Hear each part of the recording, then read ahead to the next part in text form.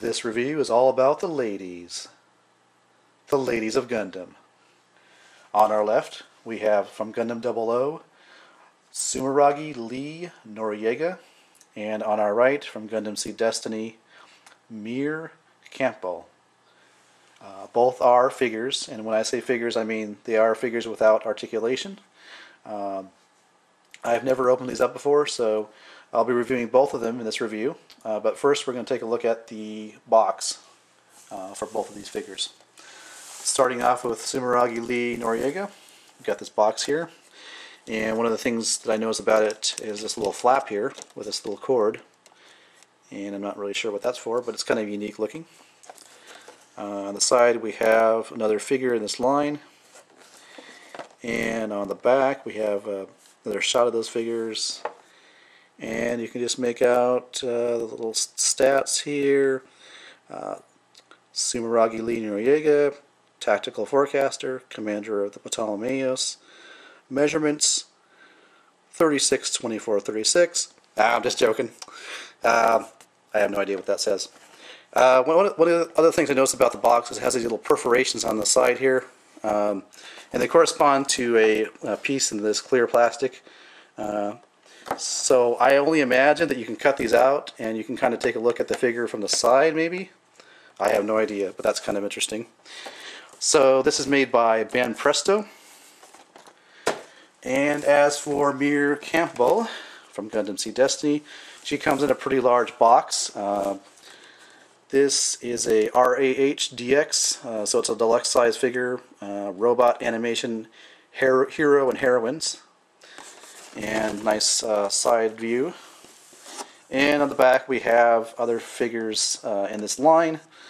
Athrun Zala, and looks to be Luna Maria Hawk, just based on the fact that she has a pilot's uniform in her hand there. I wanted to get Lacus Clyne, but I can only find Mir. So, but seeing as how they're both very similar, I'm not too disappointed. Alright, so this is actually the first time I'll be opening these, so it'll be all new to me. So I'm going to start with Sumeragi Lee Noriega, and then we'll go into the review for Mir Campbell. Okay, so we got Sumeragi Lee Noriega outside of her packaging. Looking pretty good. We'll do a 360 rotation. And as I'm rotating with my fingers, I'm wishing I had a rotating stand like R. Robert 184 does for his Gundam model kits. I think it would really look cool to have her rotating around on my desk. But anyways, taking a look at her hair sculpt. Really nice sculpting details in the hair. Very nice. I like that. Very nice face, of course, cartoon accurate, or anime accurate rather. One of the things I really appreciate about this figure is the way they sculpted some of the details of her clothing. Starting with the collar here. This is not like a flat, smooth surface. It actually is a molding of her collar. So it gives a really three-dimensional feel to it. Same thing down here at the bottom of where her shirt meets her flesh. There's actually a tactile delineation as well as a paint delineation.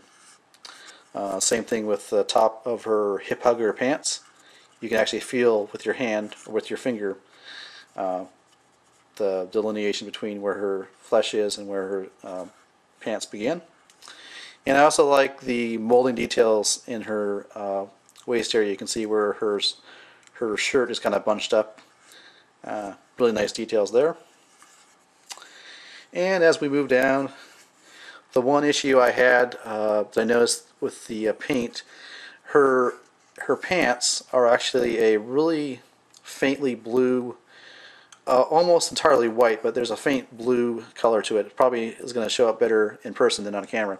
But right here, there's a white area where there's not a lot of blue, so it's kind of seems to me like a paint application issue on her left cheek there. Moving down, we can see there's really nice paint delineation between her pants and her flesh. But unlike up here, there's not a actual tactile delineation. So when you move your finger over here, you can't tell the difference just by feeling it. Which is alright, but it would have been nice if they included some molding detail so that you actually had a delineation down here between her pants and her leg, her bare leg. Same thing goes with her heel and her foot. There is a nice paint delineation, but not really a tactile delineation. And as you can see, she comes on a stand. Now if you remove her from her stand, which you can't really do, you can see the pegs, so it's kind of funny looking. So you really do have to keep her on the stand, which is fine, because this is a figure, not a action figure or anything like that. Stand is pretty plain. It would be kind of nice if they had like the 00 logo and her name or something like that. Just has Band Presto on the bottom. But really nice figure, and don't tell anyone, but I kind of have a crush on her. Just keep that between you and I. But yeah, overall pretty nice. I'd probably give her a 9 out of 10. Actually a 9.5 out of 10. Otherwise, just for those two details with the paint on her left cheek, other than that, she's pretty nice. So next up, we're going to take a look at Mir Campbell.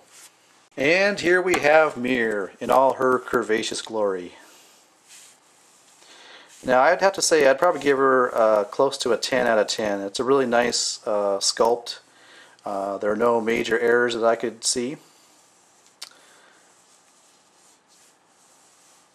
Let's take a closer look at her upper body.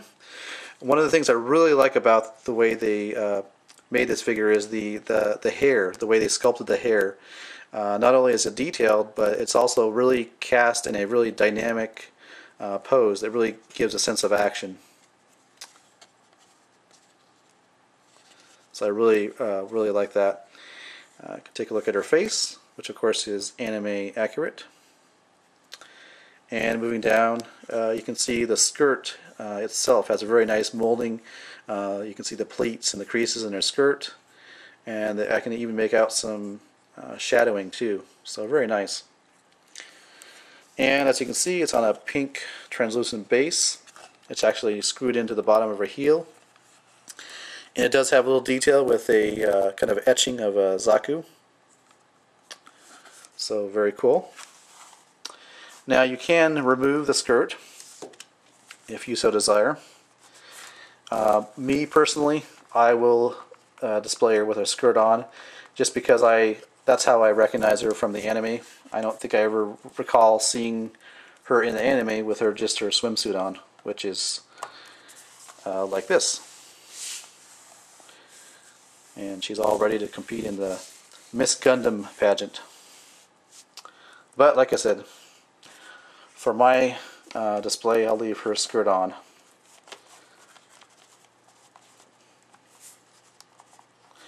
But I really like this figure. Really nice. So very nice detail, very nice molding.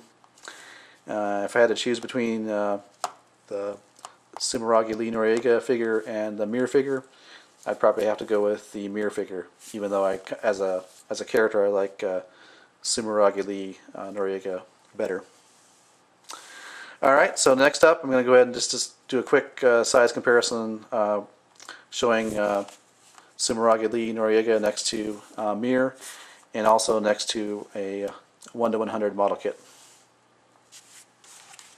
As you can see, these two fine ladies are head and heels taller than the 1:100 Blaze Zaku Phantom and the 1:100 Sword Impulse Gundam.